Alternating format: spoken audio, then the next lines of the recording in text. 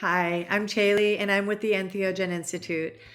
I've been hearing a lot from facilitators asking about what is going on with the Oregon rules and requirements for continuing facilitation education. So I'm here to help clear that up. We'll begin with reading the rule itself and then I will summarize it, and that's about it. 333, 3D3, 3300, Continuing Facilitator Education. 1. For renewal applications received on or after January 1st, 2026, facilitator licensees must have completed 4 hours of continuing facilitator education during their annual license period in order to be eligible for license renewal. 2. Continuing facilitator education must consist of skills and knowledge that are relevant to the core curriculum described in OAR 333, 333, 3050, and OAR 333, 333, 3060. 3. The Oregon Health Authority will consider continuing education hours to be valid if they meet the requirement in Section 2 of this rule, and the education was offered by A. Training programs with curricula approved by the authority. B. Organizations or conferences that have been approved to offer continuing education for other types of professional licenses or certifications. 4. Facilitator licensees must record and report continuing facilitator education hours in a form and manner prescribed by the authority, including A. Date of continuing facilitator education. B.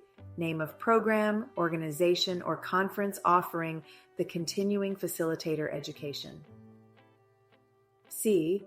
A description of how the continuing facilitator education is relevant to the provision of psilocybin services under ORS Chapter 475A.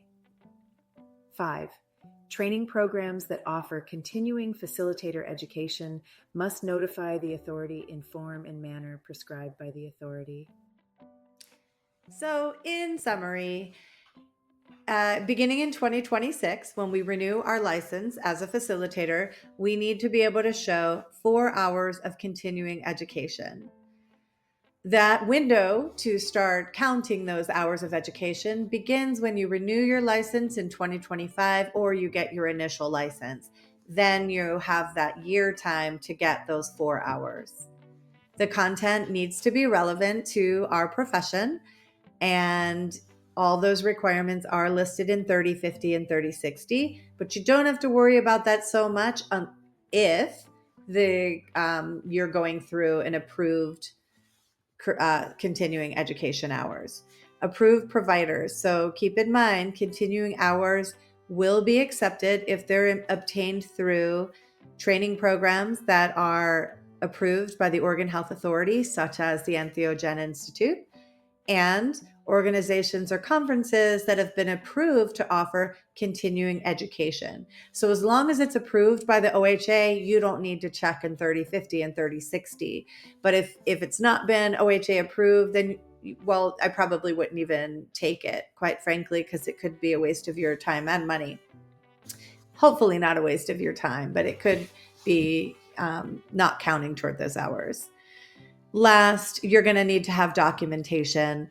We offer certificates that have all of the documentation included, but if you aren't getting that with your continuing education, make sure that you document the date that you completed it, the name of the program, the organization, or the conference, a description of how the training was relevant to psilocybin services.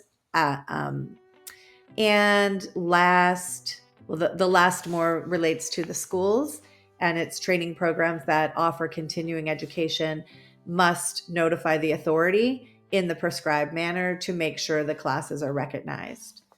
So that's it. I hope that helps.